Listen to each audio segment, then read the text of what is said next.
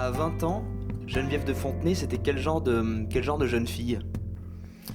Bien, moi j'étais déjà un peu rebelle, je voulais pas être comme tout le monde. Et maman me faisait des vêtements avec des patrons qui avaient dans le journal, manteau, tailleur et tout ça.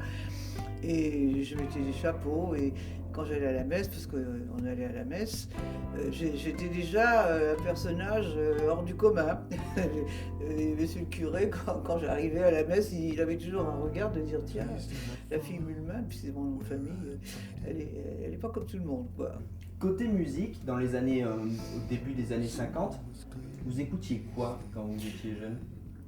Oh bah tu sais, je me rappelle plus des musiques C'est- qu'il y avait, c'était mais enfin moi j'ai Edith Piaf, oui, là. bah tout ça, tous les grands.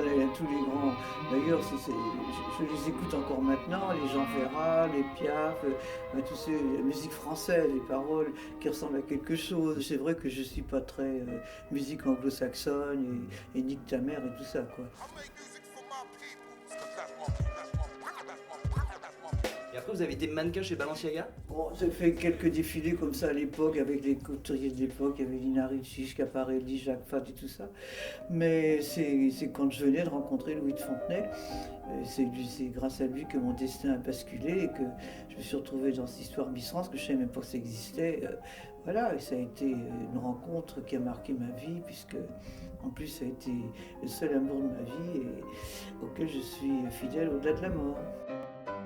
Je voulais surtout sortir de la grisaille, des hauts fourneaux, tout ça, enfin c'était la poussière et tout. Ce que je voulais, c'est avoir quelque chose qui me permette d'avoir du contact avec les gens. Moi j'aime les gens, j'aime parler, j'aime tout ça. Je pense que j'ai un parcours qui finalement, pour moi, était positif. Je me considère souvent comme une privilégiée avec la vie que j'ai, tout ça. Et je suis contente.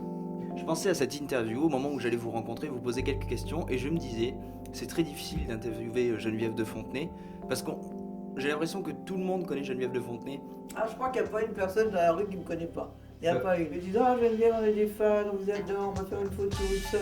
Toujours adorable. Les gens me disent vous n'avez pas de garde du corps. Ah non, j'ai pas besoin de garde du corps. Tout le monde est respectueux, jamais une réflexion déplacée, ni rien du tout. Non, non, non, je suis très fière et je ne lâcherai pas et je ne changerai pas mes convictions maintenant. J'ai des valeurs que je défendrai jusqu'au bout. Merci. Merci David.